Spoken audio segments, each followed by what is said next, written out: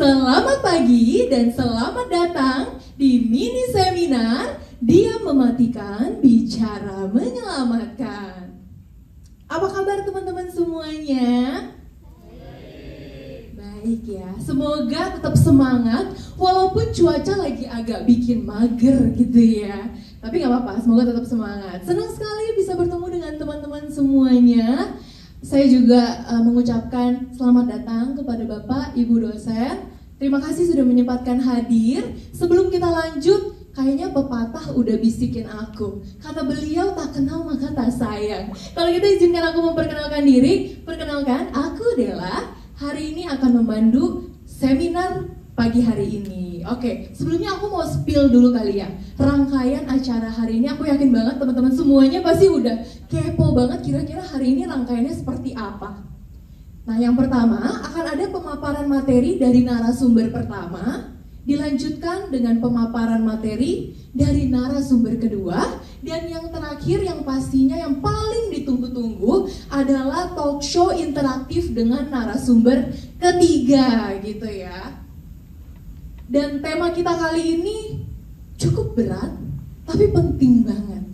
Karena dalam dunia profesional, diam bisa mematikan, bicara bisa menyelamatkan. Itulah sebabnya hari ini kita akan bersama-sama menyelami sebuah topik yang sangat-sangat menarik, strategi menyeluruh dalam menanggapi krisis di perusahaan dan membangun respon efektif melalui komunikasi yang terarah. Kalau dari topiknya udah panjang kali lebar gitu ya. Jadi pasti teman-teman udah bisa ngebayangin kalau materinya itu bakal panjang banget hari ini gitu ya. Tapi sebelum kita ke materi yang serius-serius, yang panjang kali lebar, boleh kali ya kita pemanasan otak dulu biar gak begitu kaget gitu ya. Mungkin kita bisa main games cepet aja, cukup sederhana juga gamesnya. Namanya krisis atau bukan. Jadi nanti aku akan bacakan situasi secara cepat. Kalau teman-teman anggap situasi tersebut adalah situasi yang krisis, silakan tepuk tangan sebanyak 2 kali. Tapi kalau teman-teman anggap itu bukan krisis, silakan tepuk tangan hanya 1 kali saja. Oke, cukup bisa dipahami? Bisa lah ya. Oke, mungkin kita coba dulu kali ya, kita tes dulu. Kalau aku bilang krisis boleh tepuk tangan 2 kali, kalau aku bilang bukan krisis boleh tepuk tangan sekali aja. Oke ya. Baik. Kalau situasinya krisis, bukan krisis, krisis. Bukan krisis, bukan krisis. Oke, kayaknya udah pada fokus ya, pasti udah pada gak sabar kali ya mau main games. Oke, aku izin bacakan situasinya secara cepat, nanti teman-teman boleh langsung reaksi aja ya. Akun Instagram organisasi kampus diserang haters. Gimana? Coba diulang. Coba saya ulang ya. Akun Instagram organisasi kampus diserang haters. Oke, berarti kebanyakan aku dengernya 2 kali. Berarti krisis ya. Kadang-kadang kalau misalnya Instagram pribadi aja diserang 1 komentar hate aja, overthinkingnya 7 hari 7 malam. Apalagi kalau organisasi kampus bisa jajaran divisinya semua ikutan pusing kali ya. Oke, kita lanjut ya. Akun Instagram organisasi kampus mendadak dapat followers banyak. Oke, cuma sekali berarti itu bukan krisis ya, berarti lagi kelimpahan rezeki, terus mungkin lagi viral. Bisa jadi organisasi kampusnya lagi go internasional kali ya, jadi makanya dapat banyak followers. Next ya, akun Instagram organisasi kampus mendapatkan banyak followers tapi suka hate comment. Ayo bingung ya. Situasinya kayak banyak followers tapi hate comment, jadi krisis atau enggak ya? Mungkin tepuk tangannya 1,5 kali ya. Jadi krisis tapi enggak juga gitu ya. Oke, kita lanjut ya. Ketua kelompok kalian gak bales chat 2 hari sebelum deadline. Krisis ya. Kadang-kadang kita anggota kalau bukan ketua juga dicariin ya, apalagi kalau ketuanya hilang gitu ya. Aduh, yang harusnya mengarahkan malah hilang tiba-tiba gitu ya. Oke, kita next ya. Kantin kampus tiba-tiba ganti jualan jadi salad semua. Coba kita ulang ya. Kantin kampus tiba-tiba ganti jualan jadi salad semua. Oh, bukan. Oh, krisis ya berarti ya. Oh, krisis ya. Oh, aku dengar ada yang krisis, ada yang enggak. Berarti aku bisa menyimpulkan kalau yang tepuk tangan 2 kali masih doyan mie ayam sama bakso mungkin ya. Kalau yang udah tepuk tangan sekali, aku jamin makanannya sehat terus sih kayaknya. Oke, kita lanjut ya. File presentasi skripsi hilang 1 jam sebelum sidang. Krisis, iya dong, masa udah disiapin tiba-tiba hilang. Tapi mungkin ada juga yang anggapnya nggak krisis karena bisa langsung cepet ganti gitu ya. Tapi kalau aku sih udah pasti ya pusing gitu ya. Langsung mondar-mandir, panik, darurat gitu ya. Teman kamu salah kirim chat gibahan ke grup angkatan. Krisis ya. Emang kadang-kadang teman itu diciptakan untuk bikin kita deg-degan memang ya. Kadang-kadang suka kirimin chat grup, salah grup gitu ya kan. Kita panik sendiri gitu kadang kalau jadi temennya. Yang terakhir, ada dosen yang tiba-tiba ikut seminar sebagai peserta. Lebih ke no comment ya kayaknya kalian kalau udah ngomongin dosen ya. Tapi sebenarnya itu bukan krisis sih. Menurut aku itu lebih ke grogi kali ya. Kalau ada dosen-dosen hadir gitu. Tapi keren banget, boleh kasih tepuk tangan buat kita semua. Terima kasih teman-teman yang udah berpartisipasi, keren banget. Ternyata kalian super reaktif banget dan super peka banget. Dan itu penting banget dalam menghadapi sebuah krisis. Karena cepet tanggap itu penting. Tapi yang lebih penting adalah tanggap yang tepat. Dan hari ini kita akan belajar bareng gimana sih caranya bersikap saat krisis datang. Dengan komunikasi yang gak panik, gak sembarangan, dan gak diem aja. Dan tanpa berlama-lama lagi, langsung saja kita masuk ke sesi utama. Dan senang sekali hari ini sesi utama akan dipandu oleh Aaron Nathanael selaku moderator. Kepada Aaron dipersilahkan waktu dan tempatnya. Alright, izinkan saya menyapa sekali lagi. Selamat pagi semuanya. Alright, salam kenal sekali lagi. Nama saya Aaron dan hari ini saya akan bantu untuk diskusi, memandu diskusi dan jalannya seminar pada pagi hari ini. Untuk membuka acara hari ini, kita kedatangan salah satu pembicara yang akan membahas tentang teori dan prinsip utama dari sebuah komunikasi krisis. Siapa lagi kalau bukan Galih Isa Yudis. Oke, beli momogi di rumahnya si Anya. Selamat pagi teman-teman semuanya. Oke. Judulnya tadi apa? Diam, mematikan, berbicara, menyelamatkan. Ini sama halnya kayak kalau misalkan cewek kita lagi ngambek, kita diemin. Panik dong ya. Kalau nggak diselamatin makin bahaya, kelar itu. Oke, jadi teman-teman sebelumnya ada yang tahu nggak kasus yang baru-baru viral ini? Yang baru-baru masuk podcast, baru-baru masuk YouTube, baru-baru ya di berita-berita lah. Ya benar banget, kasus Oriental Circus Indonesia.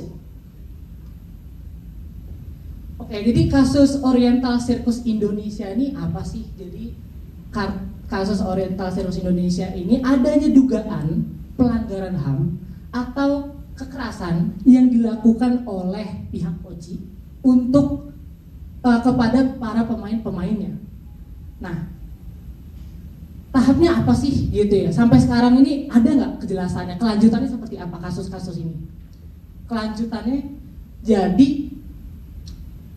pihak dari OCI, Hamdan Zulfa mengatakan adanya mediasi di pihak mereka dan juga didukung oleh Kementerian HAM dan dibantu oleh Kementerian dari pemerintah daerah Gubernur Jawa Barat yang mempunyai hasil dari mediasi ini adanya berupa penggantian uang sebagai penyelesaian masalah. Nah, lalu ada juga press release-nya keluar. Oke, next untuk press release Taman Safari. Oke, jadi di sini kita bisa lihat ya ada press release langsung dari Taman Safari. Nah, isinya apa sih kurang lebih? Jadi di sini ya intinya Taman Safari ini nggak mau lah ada hubungan sama OCI ini, karena di sini ada tertulis bahwa Oriental Circus Indonesia merupakan salah satu kumpulan sirkus keliling yang dimana tidak terafiliasi dengan Taman Safari Indonesia. Nah, lalu juga Taman Safari Indonesia ini melawan keras gitu ya, namanya adanya pelanggaran HAM, dugaan kekerasan gitu. Nah, ini kenapa sih sampai keluar press release kayak gini? Karena kalau misalkan kita lihat dari kasus munculnya baru viral-viralnya sampai sekarang keluar press release-nya, itu kan jangka waktunya agak lama.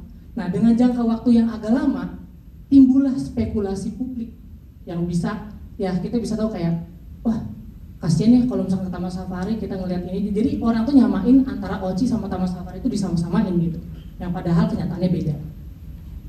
Oke, jadi dari kasus kedua dari tadi, apa sih yang bisa kita ambil gitu ya? Yang bisa kita ambil bahwa pentingnya komunikasi krisis. Nah, itu yang bakal kita obrolin hari ini. Oke, lanjut, next. Ya, komunikasi krisis. Teman-teman sebelumnya ada yang tahu apa itu komunikasi krisis? Ada yang tahu? Ada yang tahu? Oke, jadi komunikasi, cara berbicara, krisis, masalah. Berarti caranya apa? Cara berbicara ketika ada masalah. Nah, lalu juga, oke, next, ada definisi menurut kompas.com. Di sini kita bisa lihat menurut kompas.com, komunikasi krisis adalah komunikasi antar organisasi dengan masyarakat atau stakeholder untuk menangani peristiwa yang terjadi. Demi apa? Demi menjaga reputasi perusahaan. Nah, next, ada juga definisi berdasarkan Dr. Timothy Coombs yang merupakan profesor di bidang Public Affairs and Issue Management Universitas Purdue, yang dimana proses merencanakan, merespon, dan mengelola komunikasi saat organisasi demi apa lagi? Demi menjaga kepercayaan. Nah, dari kedua definisi tadi, apa sih yang bakal kita ambil? Apa yang bisa kita ambil? Yang bisa kita ambil tentu dua-duanya sama menyelamatkan perusahaan. Dua-duanya sama-sama menyelamatkan perusahaan dengan cara apa? Dengan cara komunikasi. Nah, cara-cara komunikasi ini seperti apa nih? Prinsip yang kita pegang ini seperti apa? Prinsip komunikasi krisis ini. Oke, next, lanjut. Pertama, ada respon cepat dan tepat. Nah, di sini kita bisa lihat ada golden hour. Golden artinya emas. Waktu, hour artinya waktu gitu. Lalu apa sih waktu emas itu? Ya kan? Apakah waktu emas-emas? Enggak dong ya. Jadi waktu emas ini adalah waktu 1-2 jam pertama ketika masalah ini keluar. Ada nggak penanganan 1 jam 2 jam pertama ini dari perusahaan langsung, dari official account Taman Safari tadi, contohnya kayak gitu.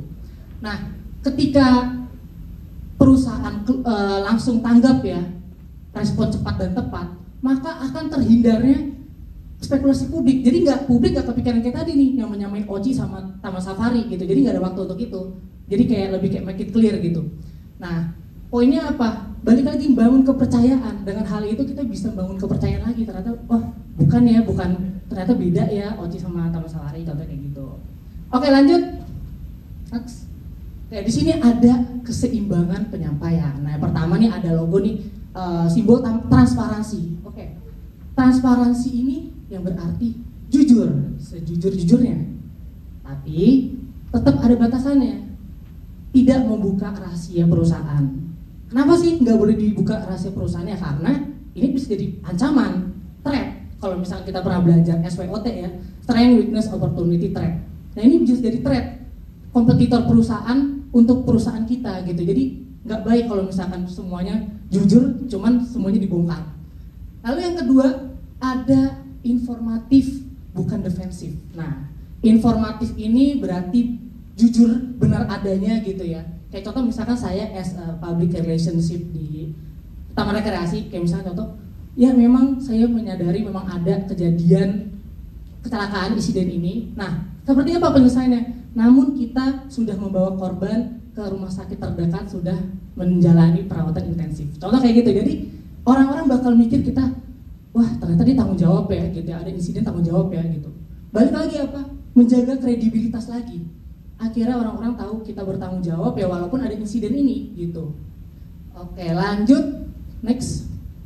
Ada konsistensi pesan. Nah, di sini pertama ada mencegah disinformasi. Nah, ketika ada kejadian tadi, ada kejadian awal insidennya, lalu kita buatlah press release. Ini salah satu cara buat press release ya. Jadi disinformasi, dari mana kita membuat informasi itu dari atas ke bawah, dari tim kita atas sampai ke bawah itu sama, nggak boleh beda, nggak boleh sampai ada yang nggak sinkron, itu nggak boleh banget. Nah, Lalu setelah pesannya itu udah sinkron dari atas ke bawahnya, lalu kita mau apain? Kita sebar dong. Kita sebar komunikasi lintas media. Kita sebar tuh TikTok, Instagram, YouTube, semuanya. Kenapa kita sebar? Karena kita bisa lihat segmentasi pasar ya, segmentasi pasar pengguna sosmed itu. Bisa aja ada daerah yang suka main Facebook, ada daerah yang suka main TikTok, ada daerah yang suka main Instagram, contoh kayak gitu. Nah, pemantauan dan evaluasi. Nah, setelah kita sebar pesannya, lalu kita gimana sih cara orang kita bisa mantau nih informasi tersebar luas? Misalkan kayak saya contoh nih, saya sedang skripsi sekarang menggunakan sentimen analisis. Di mana sentimen analisis ini ya kita bisa mengklasifikasi antara positif sama negatif. Kita lihat tuh komentar-komentar mana yang positif, mana yang negatif. Nah, dari yang positif ya kita bisa pertahankan. Dari yang negatif ya kita bisa coba melakukan perbaikan, quality control lagi, mawas diri lagi gitu ya. Semoga untuk apa? Balik lagi untuk menjaga kredibilitas. Oke, next. Oke, jadi kesimpulan yang bisa kita ambil dari wawasan ini ya. Yang pertama adalah respon cepat dan tepat. Yang kedua keseimbangan penyampaian. Yang ketiga konsistensi pesan. Ketika perusahaan udah menguasai semua itu, maka perusahaan akan dinilai baik, terus jaya gitu. Perusahaan akan terus lebih jaya gitu ya. Oke, jadi mungkin itu aja yang bisa saya sampaikan mengenai prinsip komunikasi krisis. Semoga bermanfaat bagi teman-teman semuanya, apalagi yang mau terjun ya di bidang public relation. Siapa yang mau jadi public relation di sini gitu ya. Ini bisa bermanfaat banget buat nanti kalian terjun gitu. Oke, mungkin itu aja dari saya. Mohon maaf bila ada kesalahan. Kalau ada sumur di ladang, boleh saya menumpang mandi. Kalau ada umur panjang, boleh kita sharing-sharing lagi. Makasih semuanya.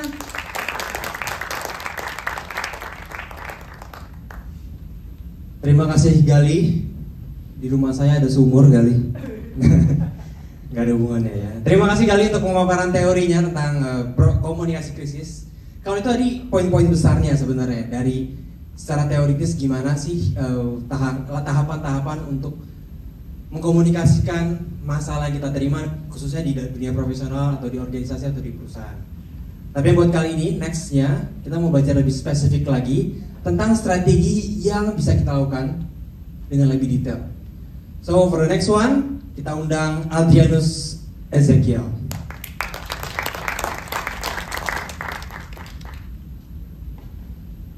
Tadi Gali di kiri, saya di kanan ya. Oke, terima kasih Eran selaku moderator pada kesempatan kali ini. Saya sudah diberi kesempatan untuk berbicara mengenai strategi dari komunikasi krisis. Mungkin pakai pantun dulu kali ya biar nggak terlalu tegang lah ya. Pergi ke pasar beli kemiri, malah ketemu ozarang putih. Di saat krisis datang menghampiri, respon cepat harus dimiliki.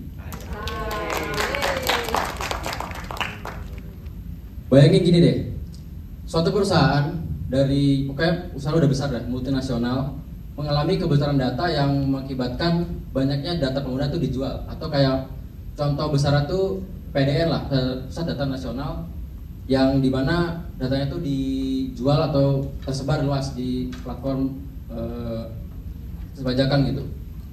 Tentu ini mengakibatkan sesuatu yang tidak diinginkan bagi para pengguna atau para usernya.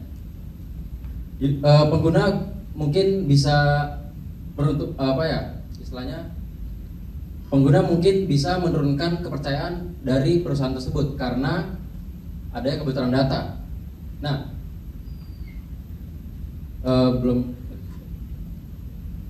karena kebocoran data, oke. Nah terus langkah-langkah apa yang harus dilakukan oleh perusahaan tersebut? Publik juga mengharapkan adanya tanggapan dari perusahaan tentang bagaimana cara menyampaikannya, apa isi yang disampaikan, dan juga strategi apa yang harus dilakukan untuk mengembalikan kepercayaan publik. Oleh karena itu pada kali ini saya akan membahas 3 hal. Yang pertama ini salah satunya mencari juru bicara yang kredibel dan berotoritas. Menurut Harvard Business Review yang berjudul Begin with Trust, penulis mereka yang di sebelah kiri ini Frances X. Frey dan yang sebelah kanan Anne Morris mengatakan bahwa tanpa kredibilitas dari seorang juru bicara itu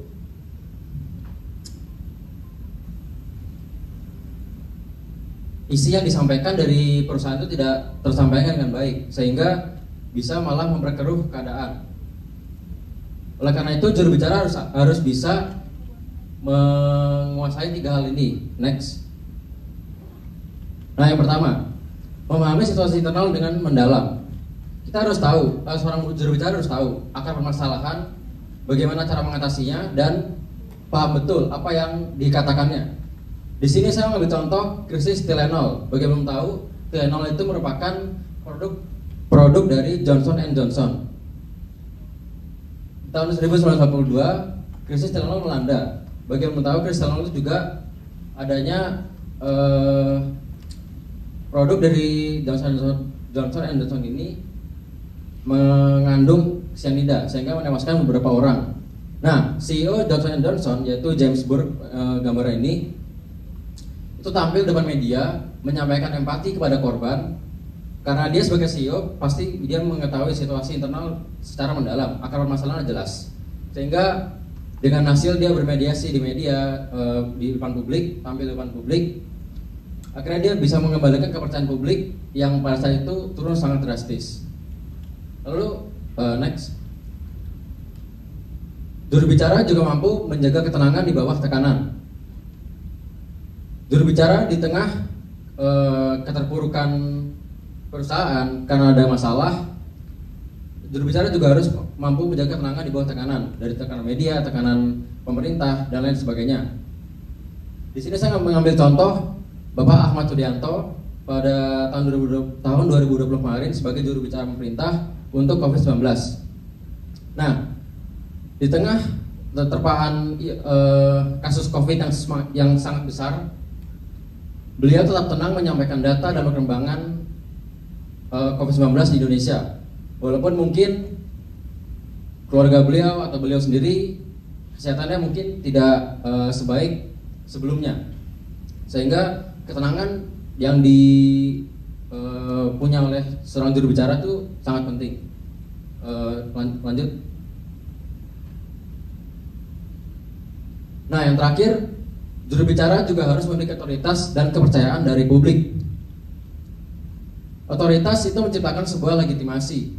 Publik akan percaya jika orang tersebut berpengaruh di perusahaan tersebut. Seperti contohnya yang saya ambil dari kasus ini, yaitu Pak Basuki Cahayapurnama atau Ahok saat menjabat sebagai Gubernur DKI Jakarta tahun 2014 sampai 2017. Beliau menangani berbagai masalah seperti misalnya banjir dan juga konflik reklamasi. Meskipun gaya bicaranya mungkin ya tahu sendirilah, ceplas-ceplos, kontroversial gitu ya. Cuman dengan gaya itu publik tahu bahwa beliau memiliki otoritas dan publik itu mempercayainya. Next. Nah, strategi dari komunikasi krisis yang kedua itu membuat press release yang jelas, ringkas, dan juga akurat. Menurut Cision 2024 State of the Media Report, banyak jurnalis yang masih mengandalkan press release sebagai referensi untuk meliput sebuah krisis. Oleh karena itu, krisis yang baik itu wajib memiliki struktur-struktur seperti berikut. Next. Nah, yang satu adalah judul yang kuat. Di sini saya memberikan sebuah dua contoh. Contoh yang salah yang atas itu pengumuman perusahaan terkait suatu situasi terkini. Sementara yang contoh yang kedua, perusahaan X tarik produk seri Z setelah temuan kualitas tidak sesuai standar. Judul itu merupakan sebuah pintu informasi. Di saat suatu situasi krisis, tentu publik tidak punya waktu untuk merespons judul yang mungkin kurang atau istilah menggantung gitu loh. Jadi dengan judul yang seperti ini kita tuh tahu gambaran besar seperti apa, sehingga dengan judul yang seperti ini juga press release itu menjadi lebih jelas dan informasi dari perusahaan bisa tersampaikan dengan baik. Next. Nah, rumus 5W/1H ini merupakan struktur kedua dari press release. Dari paragraf ini kita tuh mengetahui apa peristiwa yang terjadi, siapa yang melakukan dan siapa yang terlibat, di mana peristiwa yang terjadi, bagaimana ini berjalan, dan mengapa peristiwa ini terjadi. Sebenarnya ini rumus bahasa Tuhan ini kan sangat basic ya di dunia bahasa ya, sehingga ini bisa dipakai untuk di press release juga karena unsur-unsurnya ini mencakup semuanya dengan jelas. Next. Nah, yang ketiga adalah isi yang faktual. Ini menurut saya sangat penting karena isi yang faktual berisi data-data yang faktual pula. Nah, data-data itu didapat dari mana? Yang pertama dari sumber internal perusahaan. Sumber internal perusahaan bisa didapat dari manajemen perusahaan tersebut ataupun tim dari penyelidikan dari perusahaan tersebut. Lalu tim atau pihak terkait yang di lapangan. Nah, ini juga penting karena data-data ini didapat dari tim dokumentasi atau tim yang langsung turun terjadi di lapangan sehingga mengetahui apa yang sebenarnya terjadi. Lalu dokumen resmi dan legal. Ini mencakup audit internal perusahaan sehingga data-data yang dikumpulkan itu menjadi lebih jelas. Lalu rekaman digital dan media sosial. Ini contohnya seperti CCTV dan juga dari media sosial. Walaupun sebenarnya media sosial tidak sepenuhnya benar, cuman ini bisa menjadi acuan untuk pembuatan press release. Next. Nah, di strategi yang ketiga kita adakan media training. Suara dari juru bicara adalah suara dari perusahaan. Oleh karena itu, media training sangat penting bagi juru bicara itu sendiri. Dengan media training kita menghadirkan pakar komunikasi ataupun direktur komunikasi yang pahamlah di bidangnya, sehingga juru bicara yang di training di media training ini tentu mendapatkan insight secara luas dari yang berpengalaman. Oleh karena itu media training menjadi acuan yang penting untuk juru bicara maju sebagai untuk merepresentasi sebuah perusahaan. Next. Nah, penutup dari saya ini ada sebuah kutipan, komunikasi yang baik tidak lahir alami, namun dibentuk lewat pelatihan. Di saat krisis, sebuah perusahaan itu bukan akhir dari segalanya, cuman bagaimana kita mencikapinya, bagaimana kita menanggapi, bagaimana kita menyelesaikannya itu menjadi yang paling penting. Oleh karena itu, kutipan ini sangat cocok karena lewat dari juru bicara, lewat dari press release dan juga media training ini menjadi relate sehingga komunikasi bisa teratasi. Mungkin sekian dari saya kembalikan kepada Aaron. Terima kasih banyak Adrianus Ezekiel untuk pemaparan materinya terkait strategi komunikasi krisis. Jadi kalau misalkan kita boleh balik dikit ya dari apa yang kita bahas dari awal tadi, dari pembicara pertama, kalau krisis itu bisa datang kapan aja, itu kita nggak bisa kontrol. Yang bisa dikontrol adalah responnya. Gimana biar reputasi perusahaan tidak tenggelam, dan gimana biar reputasi perusahaan bisa selamat. Itu yang bisa kita kontrol sebenarnya. Dan kalau tadi kita udah dengar pembahasan dari Gali dan juga Ezekiel tentang strategis dan teori dasarnya, kali ini kita bahas yang lebih spesifik lagi, yaitu langsung dari studi kasusnya, dari praktisi yang benar-benar ada di lapangan dan mengalami krisis tersebut dan berusaha gimana untuk bisa come out dari krisis tersebut. Untuk narasumber berikut ini, aku perkenalkan dulu, beliau adalah dosen dan pengajar di UMN, pernah jadi dosenku juga. Beliau pernah menjadi Kepala Biro Marketing PR dan Admission di Unika Atmajaya. Dan beliau ini menurut saya punya kredibilitas yang kuat untuk membahas ini karena beliau beberapa kali sering mengurus kasus-kasus yang ada di Atmajaya saat itu. Makanya kita mau ngobrol langsung. Jadi ini bakal seru banget. Langsung aja kita undang. Beliau adalah Bang Anton Binsar. Sebelum kita mulai, Bang Anton boleh pilih mau kanan apa kiri, Bang? Boleh, oke, terima kasih Bang Anton. Ini mic-nya. Oke, thank you. Dengeran ya, kita duduk saja. Biar Oke, kasih. enak. Biasa ada kopinya, tapi kita nggak siap hari ini. Oh, direkam ya? Iya, ini langsung ke Metro TV. Langsung ya? Iya, nggak bercanda. Jangan sampai mantan rektor saya WhatsApp nanti ya. Wah, kok rahasianya dibuka nih? Oh gitu, kita mau buka-bukaan rahasia hari ini. Oke. Enggak ya? Iya, gimana? Ya Pak, jadi tadi kan sesuai topik kita itu komunikasi krisis. Gimana kalau perusahaan dan organisasi itu pasti banyak krisis atau masalah dari konsumen, dari kompetitor lain, atau bahkan kalau sekarang dari netizen juga, dari media sosial. Tapi jadi masalah utamanya kalau kayak gini, gimana sih secara sistem, gimana cara menghandle-nya? Terutama karena aku sendiri belum pernah ada di dunia profesional atau belum pernah bergabung dalam divisi PR atau public relation gitu. Jadi pengen tahu dari sisi Bapak nih yang udah pernah mengalami itu di bagian situ. Dulu di Atma Jaya pernah ada kasus kan? Itu pertanyaan yang paling simpel dulu aja. Ini dosen-dosen yang lain senyum, pengen dengar juga. Kasus banyak. Oh banyak. Kasus banyak. Bisa tinggal pilih nih sebenarnya. Ya. Saya bekerja di Atma Jaya dari tahun 2017 sampai 2020. Kasus tuh banyak. Kasus yang terakhir yang saya hadapi itu COVID-19 pasti. Bagaimana kita berhadapan dengan pandemi saat itu. Lalu kemudian kita harus shutdown perkuliahan, harus mengkomunikasikan itu kepada customer kan, mahasiswa, orang tua mahasiswa, perkuliahan harus tetap berjalan. Nah itu salah satu krisis besar yang dihadapi pada saat pandemi. Ya, seperti yang kamu tadi sampaikan, krisis itu nggak tahu kapan datangnya, tiba-tiba dia muncul dan kita harus siap terhadap itu. Betul. Ya, jadi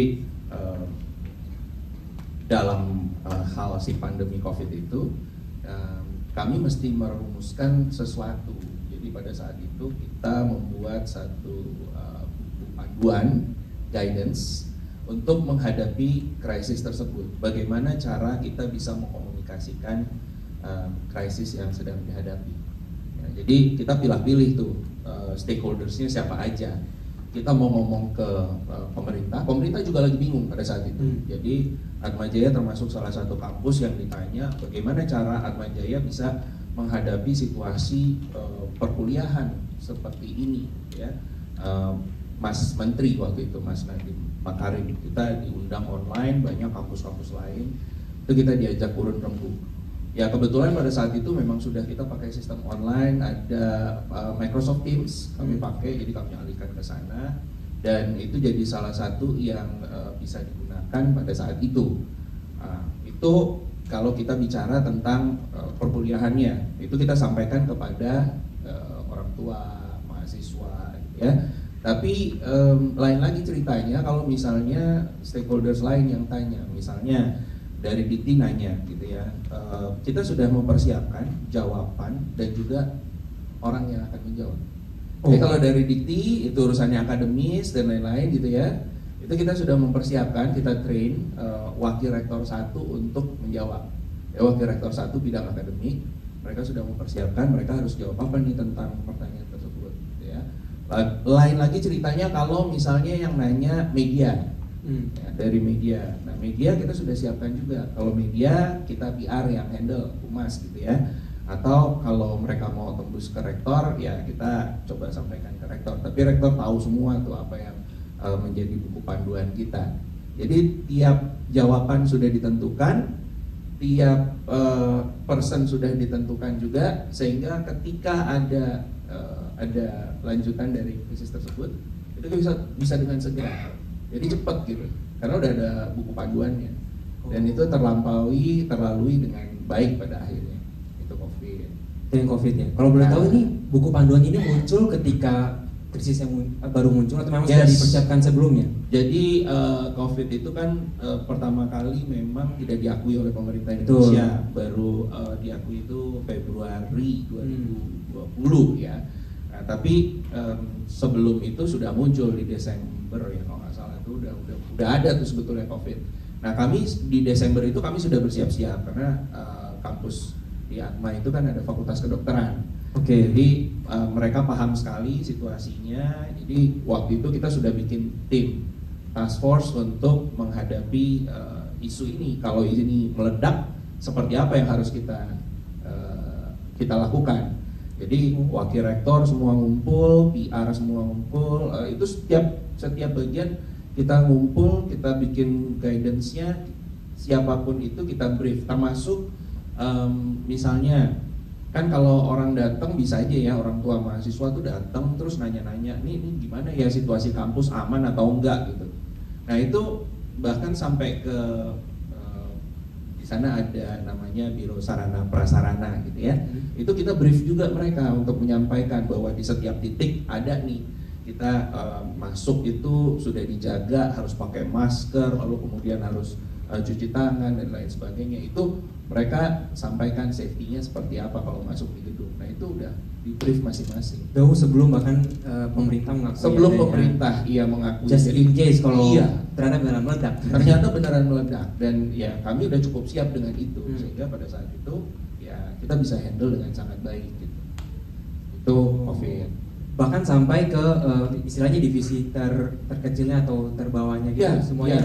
dapat maksudnya narasi yang sama, betul, supaya semuanya ngomongnya sama gitu. Betul, karena kita nggak pernah tahu wartawan tiba-tiba datang terus dia tanyanya sama security ya mereka mesti terinfo harus ngomong apa sama mereka, atau kalau misalnya pun mereka tidak diberikan kewenangan untuk ngomong, mereka harus mengarahkan ke siapa. Kita udah kasih tahu, pokoknya kalau ada orang tanya tentang akademik, ya, perkuliahan gimana, larinya ke Warek 1. Selain Warek 1, nggak ada yang boleh buka mulut, misalnya kayak gitu kan, nggak boleh ngomong, Warek 1 aja. Siapapun yang datang, kalau nanyanya akademik, Warek 1. Nah, kalau ada yang nanya soal kesehatan, nah kita udah waktu itu ada Warek 3 bidang kemahasiswaan, kebetulan dia dokter, ya, anestesi. Nah yaudah. Kalau soal kesehatan, larikannya ke Dr. Tommy waktu itu. Jadi Warek 3 handle. Kita udah siapin masing-masing semua. Jadi aman. Jadi siapa yang ngomong, apa yang diomongin udah ditentuin. Jadi informasinya nggak kacak-kacak. Nggak kacak-kacak. Tadi ya. kan teman kita presentasi tuh, terkait dengan otoritas, kredibilitas. Nah itu kita pilih tuh. Siapa yang kredibel buat bicara? Kalau akademis ya Warek 1 gitu ya. Nah, kalau misalnya soal kesehatan ya si dokter bicara gitu kan. Kita pilihin yang punya kredibilitas, yang bisa menjawab itu. Terus punya otoritas. Otoritas kan punya kekuasaan, jabatan dia sebagai Warek 1 bisa menjawab itu. Oke. Jadi rektor nggak pusing tuh pada saat itu. Oke, berarti sesuai ya tadi ya apa yang disampaikan. Sesuai, memang bagus itu yang tadi. Makanya terjadi. dua presentasi tadi bagus banget gitu ya. Itu memang betul. Right. Itu yang benar juga kan, masalahnya karena yang pandemi itu sebenarnya krisis terbesar di mungkin yang paling recent ini, yang paling semua kita bisa relate karena semuanya ngalamin yang sama. Ya. Dan menurutku sendiri dari berbagai perusahaan atau organisasi atau universitas bahkan bidang pendidikan punya caranya masing-masing untuk handle ini sesuai ya kemampuannya universitas masing-masing. Betul. Kalau boleh tahu di dalam kasus seperti ini, misalkan krisis apapun deh, kira-kira masalah utamanya apa? Misalkan kayak kesalahan utamanya sebenarnya lebih ke yang harus dihindari di awal gitu. Apa ya? Kalau yang biasa terjadi gitu. Kalau masalahnya. krisis itu kan bisa munculnya dari mana aja, kapan aja kita nggak tahu gitu ya. Tapi penting untuk kita bisa memitigasi. Nah, maka krisis itu kan sebetulnya ada life cycle-nya, ada dia akan muncul sebagai krisis itu pasti ada pendahulunya, ada sebelumnya apa gitu. Baru kemudian ketika dia mulai merugikan perusahaan, baru kita sebut sebagai krisis. Kalau tidak itu ya baru kita mitigasi sebagai sebuah risiko. Dan ketika kita memitigasi risiko itu, sebetulnya itu sudah harus dibuat perencanaan bagaimana kita menghandle si krisis tersebut. Nah, maka kalau kita belajar tuh ada issue and crisis management. Betul. Selama dia masih jadi isu, kita udah siap-siap tuh. Jangan sampai dia jadi krisis. Kalaupun dia jadi krisis, kita bisa handle dia. Nah, contoh lain misalnya Atmajaya itu pernah ngadepin krisis. Kebetulan Atmajaya kan lokasinya kan strategis banget buat para demonstrasi gitu ya. Nah, itu suatu ketika lagi demonstrasi Omnibus Law kalau nggak salah, itu sampai kampus ditembakin sama aparat, ditembak pakai gas air mata masuk ke dalam kampus. Oke. Itu kondisinya chaos. Wah, itu krisis kan, ngeri banget tuh. Ya, itu nggak ada krisis banget guidebooknya, nggak ada guidebooknya kan? Iya, iya. Kita nggak tahu bisa tiba-tiba demonstran itu datang dari luar kota, mahasiswa banyak banget datang, campnya di kampus di Atmajaya.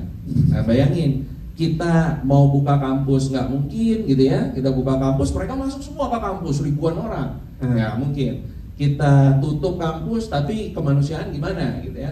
Dan itu terjadi ketika salah satu mahasiswa Fakultas Hukum dia posting di media sosial. Dia posting foto mahasiswa yang sedang beristirahat itu tidur di bawah tenda. Memang alumni Atmajaya memberikan tenda supaya mereka bisa berteduh kan di situ. Jadi mereka tiduran tuh di trotoar di jalan di antara kampus dengan Plaza Semanggi. Jadi ada jalan kecil, mereka tiduran di situ. Di foto dan foto itu viral karena Ernest Prakasa meretweet foto itu. Besar sekali langsung yang retweet. Ngeri ya, Ernest Prakasa nge-retweet. Tulisannya begini, sebenarnya yang mengerikan adalah merusak reputasinya adalah tulisannya begini. Ini yang namanya kampus Katolik, di mana rasa kemanusiaannya mahasiswa demonstrasi tidak diberikan tempat beristirahat. Nah itu coba ada kata Katoliknya ya, tidak punya rasa kemanusiaan gitu ya. Wah panik ya. Rektor itu langsung. Saya baru sadar karena saya baca tweet itu. Nah, rektor langsung tuh, wih, ini gimana nih? Wah ini viral nih. Wah PR itu ya udah, yang namanya kalau kalian jadi PR nanti ya mesti siap-siap 24 hours ya dikontak sama pimpinan kalian malam-malam, tengah malam mau kapan gitu ya. Udah langsung tuh rektor itu dengan segera memerintahkan balas, kita keluarin rilis. Nah, tadi yang dibilang kan harus cepat gitu ya. Kita keluarin rilis. Kita bilang bahwa kita itu menyediakan tempat beristirahat. Buat yang terluka kita obatin, ada medisar apa segala macam kita kasih kok. Marah-marah tuh rektor kan. Itu nggak sesuai itu. Itu balas kan. Nah teman-teman, kira-kira menurut Aaron nih, apa yang harus kita lakukan tuh? Wah, karena sebelumnya berarti ini belum dilakukan, maksudnya dia belum dia langsung reaktif kan, rektor tuh kan langsung wah ini harus diluruskan langsung segera. Kalau tadi kan bilang cepat tanggap gitu ya, golden hour-nya gitu tuh gimana tuh kalau menurut pembicara kita gimana tuh? Ya, langsung diikuti gitu ya perintah rektor ya. Sebenarnya mungkin kayak kalau dapat masalah gini, mungkin kalau boleh jujur rasa pertama adalah kayak langsung defense kan, kayak enggak loh gitu sebenarnya. Gitu. Feelingnya itu kan sebenarnya. Ya, jadi handling crisis itu ada macam-macam. Kita bisa secara defensif menyatakan, atau kita bisa meminta maaf gitu ya. Kita memang mengakui kita salah dan lain sebagainya. Itu bisa macam-macam. Tapi pada saat itu karena ini urusannya sama viralitas gitu ya, viral. Nah, ini perlu dibalas juga dengan sesuatu yang organik. Kalau pada saat itu dibalas dengan rilis resmi dari Atmajaya, ya, orang akan punya asumsi. Tadi makanya tadi bilang balasnya agak lama, punya asumsi gitu ya. Orang akan berasumsi, loh ini kan institusi resmi, ya pasti dia akan membela reputasinya dia. Ya, lalu kemudian kami sebagai tim PR, kami mengerahkan apa? Kami mengerahkan organik, mahasiswa-mahasiswa kami. Ya, kami minta, coba dong kalian liput kondisi sesungguhnya, kondisi sebenarnya, lalu kemudian kalian tweet sebanyak-banyaknya, foto tuh orang-orang yang terluka lagi dirawat, orang-orang yang bisa sholat di dalam kampus Atmajaya itu difoto, semua disebarkan dan organik.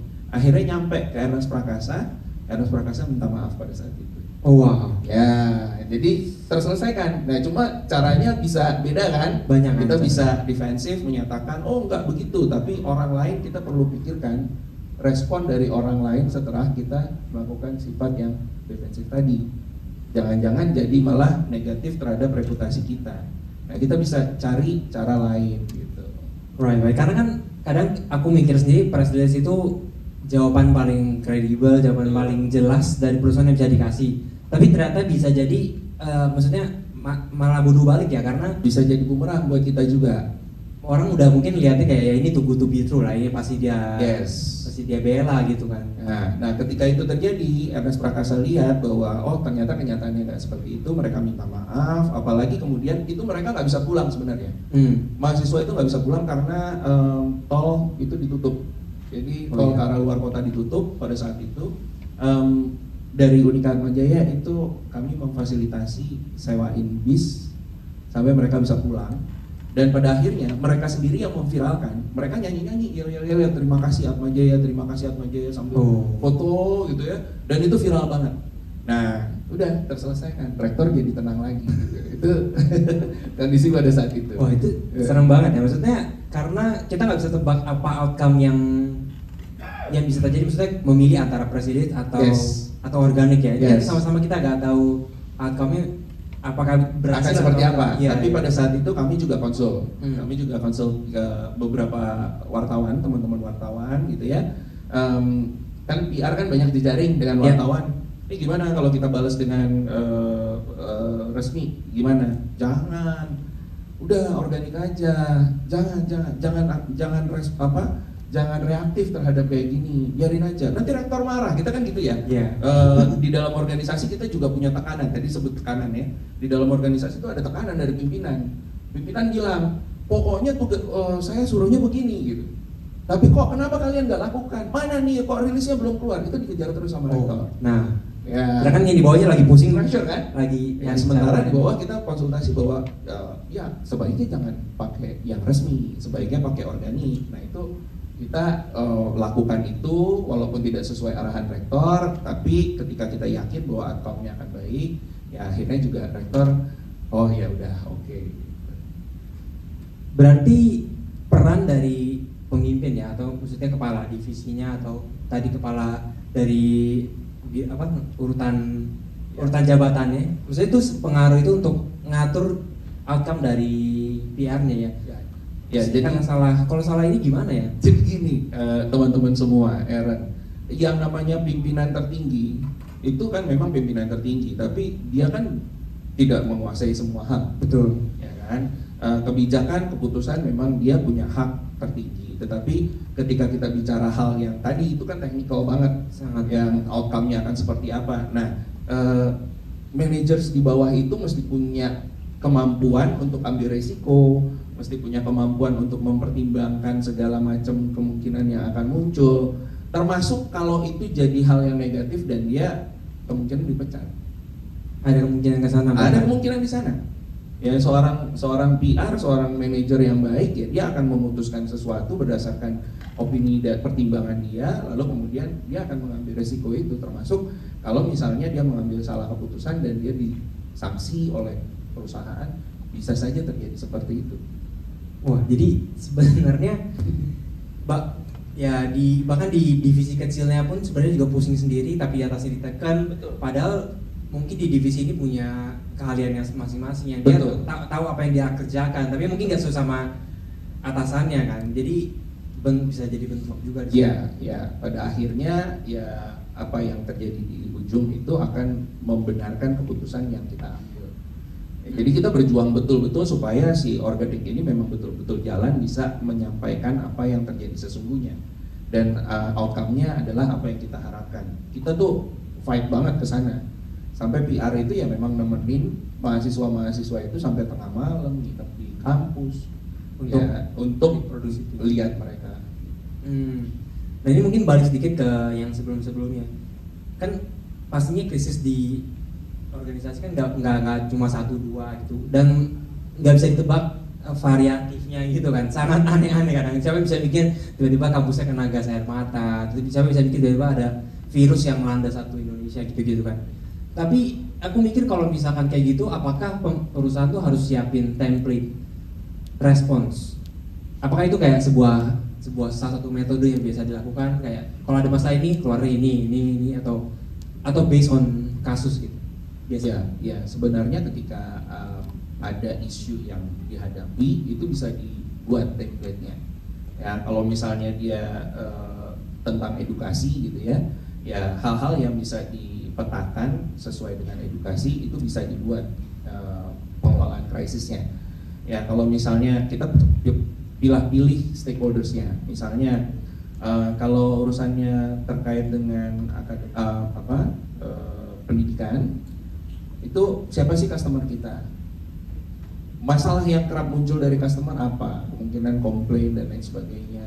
Kalau komplainnya nanti viral dan lain sebagainya seperti apa? Nah, itu bisa disusun penanganannya. Ya, itu hal-hal yang bisa kita petakan. Nah, maka memang sebaiknya ketika kita bisa memetakan isu dengan baik, nah itu guidance booknya jadi. Jadi awalnya adalah memetakan isu dulu sebelum krisis. Isu yang akan mungkin timbul tuh apa? Ini urutan sebelum krisis. Iya. Yang kalau udah mulai panasnya ini sebenarnya harus diurusin. Kita mesti mapping dulu isu yang bisa muncul dari bisnis kita apa. Ya gitu kan. Kalau misalnya kayak sekarang hal-hal yang sangat relevan sekarang misalnya batu bara gitu ya. Isu yang akan muncul dengan batu bara itu apa? Ya, isu sustainability, isu bencana, isu kecelakaan kerja atau apapun itu. Nah, itu bisa dipetakan. Nanti kalau terjadi kecelakaan kerja, kita ngomongnya apa? Nanti kalau terjadi perubahan pasar, market gitu ya, nanti kita ngomongnya apa? Nah, itu udah ada template-nya. Jadi secara dasarnya dari tim PR atau tim yang humasnya sudah punya base-nya. Nanti ketika ada kasus yang sekiranya mirip-mirip itu bisa dari situ ditarik gitu-gitu ya. Suatu kasus yang lebih cocok mana, pakai metode yang mana, atau mungkin crossing metode bisa juga. Isu. Jadi kita identifikasi isunya. Isunya. Ya, tiap entitas bisnis tuh punya isunya masing-masing. Dan itu yang harus itu yang mesti kita lihat. Kalau bisnisnya di bidang IT, mereka punya isunya masing-masing gitu kan. Isu keamanan jaringan, keamanan data, itu isu di IT. Misalnya kayak Tokopedia misalnya sampai bocor datanya dijual di masyarakat, mereka harusnya sudah punya pemetaan isu terkait dengan kebocoran data itu. Sehingga ketika itu terjadi dan itu menjadi krisis, dia punya cara untuk mengatasinya, udah siap gitu. Jadi golden hours-nya tadi itu bisa tercapai daripada mulai dari nol ya. Berarti maksudnya ini sesuai dengan apa yang aku pikirkan, karena aku mikirnya apa udah siapin template ya, karena gitu kan. Karena jadi kalau ada masalah seperti apa yang kemungkinan berhubungan dengan perusahaannya, minimal kita sudah tahu sedikit bagian dari gimana cara responsnya. Iya betul. Oke. Nah, kalau nih misalkan krisisnya udah terjadi, terus kita sudah handle nih dari tim PR-nya, dari tim humasnya, untuk N-nya nih, untuk terakhirnya, gimana ya cara evaluasinya gimana? Untuk nentuin, ya untuk kasus ini tim PR berhasil atau mungkin kedepannya ini bisa di-upgrade apanya gitu. Nah ini kan cara nilai, pertanyaannya bagus sekali. Kalau tadi kita kaitkan sama rektor mintanya A gitu ya, tapi kita tidak melakukan A gitu, kita melakukan C bahkan atau Z bahkan gitu ya, berbeda sekali. Nah kita mesti memberikan pertanggungjawaban kan, kita mesti memberikan bukti bahwa apa yang kita lakukan itu benar. Nah pada kasus yang tadi viral itu ya kami melakukan media monitoring.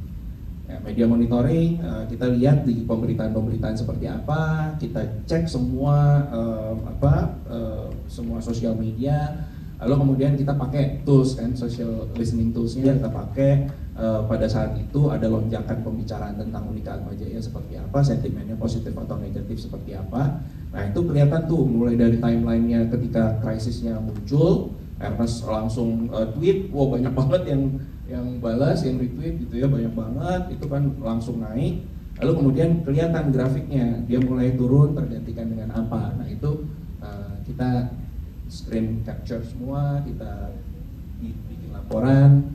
Lalu kemudian itu yang menjadi landasan evaluasi kita bahwa apa yang kita lakukan itu berhasil mengatasi kondisi tadi seperti itu. Berarti kalau boleh simpulkan tadi ya kalau dari apa yang Bang lakukan media listening tools lah istilahnya, pakai listening tools untuk dapetin sentimen apa yang terjadi di publik. Dan karena aku pikirnya kalau kata asalnya mau A kita pilih C, itu kan pasti ada perdebatannya dan makanya harus ada pembuktiannya kalau memang ini metode yang ternyata berhasil gitu.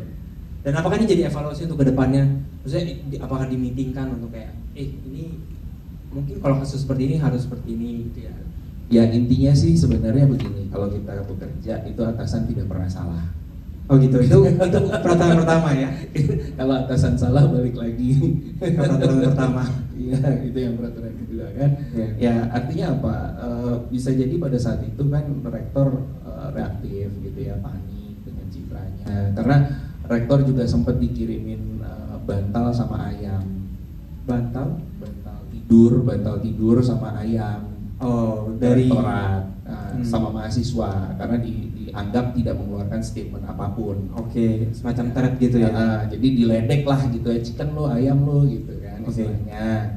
Ya terpicu lah gitu kan. Maka ya sebenarnya ya kita sebagai pihak yang menjaga nama baik, reputasi dari perusahaan, dari pimpinan kita, ya walaupun ada perdebatan gitu ya di dalam gitu ya, tapi tetap pada dasarnya ya memang ketika dia salah ya kita tidak bilang oh bapak sih ini salah nih, terus kemudian nanti lain kali bapak jangan so tahu lagi ya gitu, enggak kayak gitu juga ya, karena pada kejadian berikutnya juga tetap aja so tahu gitu kan, tetap aja akan berulang ya, tapi ya kita memang mencoba melatih pimpinan kita dengan kondisi ya ini Pak yang benar seperti ini, lalu kemudian kita kasih hasil dari apa yang kita lakukan. Nah sedikit demi sedikit ya jadi lebih lunak kan begitu. Jadi dia tahapannya ya, maksudnya dilandaskan dengan bukti-bukti tadi yang udah disiapkan. Kalau memang yang kita lakukan ini berhasil dan efektif mengatasi kasus dan krisisnya. Iya, itu harus dilakukan. Dan ketika itu sudah disampaikan, itu selesai. Wah seru banget ya. Sejujurnya aku masih banyak pertanyaan yang mau aku tanyain secara lebih spesifik sebenarnya. Cuma saat ini kita terbatas waktu. Tapi terima kasih banyak untuk sharingnya. Terima kasih banyak Bang Anton sudah sharing pengalaman, dan siapa yang pernah mikir kita ngomongin tentang masalah gas air mata kan? Aku juga sempat nggak kepikiran kalau kita bakal bahas itu. But it is a good discussion. Sekali tepuk tangan untuk Bang Anton. Oke, thank you buat tim semua teman-teman, thank you ya. Semoga ilmu yang disampaikan hari ini bisa dipakai di dunia profesional. Amin. Semua. Terima kasih, tepuk tangan sekali lagi untuk Bang Anton. Seru sekali pembahasannya, walaupun masih ada banyak pertanyaan di pikiranku yang mau aku tanyakan. Mungkin habis ini aku tanya langsung ke Bang Anton ya. Tapi karena keterbatasan waktu, kita nggak bisa terlalu panjang karena selainnya ada mini seminar berikutnya. Tapi overall gimana? Insight-nya menarik, seru ya. Aku pun juga belajar banyak.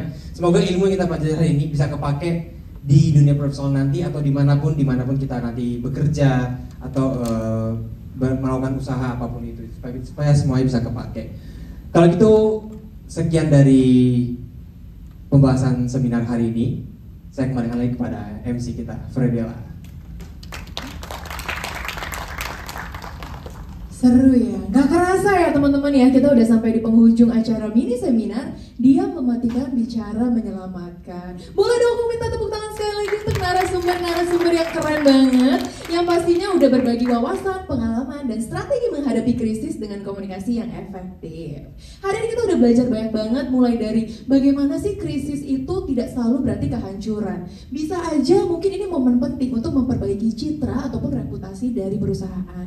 Terus kemudian juga peran komunikasi, bukan sekadar ngomong yang asal-asal, tapi komunikasi yang terarah, terstruktur, dan pastinya punya strategi. Dan sampai ke langkah-langkah nyata dan studi kasus tadi dari Pak Anton ya, yang ternyata sebenarnya lumayan bisa direlevan-relevanin nih sama dunia mahasiswa dan organisasi kampus pastinya. Tapi sebelum kita berpisah, aku mau ajak teman-teman untuk refleksi sedikit. Yuk, coba bayangin deh, suatu hari nanti kita semua ini yang masih duduk di bangku kuliah pastinya akan ada di posisi penting. Misalnya mewakili organisasi, mewakili tim kerja, dan mungkin bahkan akan mewakili sebuah perusahaan. Dan ketika krisis datang, orang-orang pasti menoleh ke arah kalian dan bertanya, gimana nih? Kita harus ngomong apa? Langkah berikutnya bagaimana? Dan siapa yang akan mewakili perusahaan?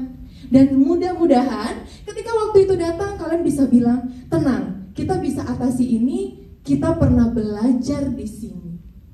Oke, karena teman-temannya udah punya modal hari ini tentang bagaimana bersikap dalam krisis, berkomunikasi secara tepat, dan membangun kepercayaan bahkan di situasi terburuk sekalipun.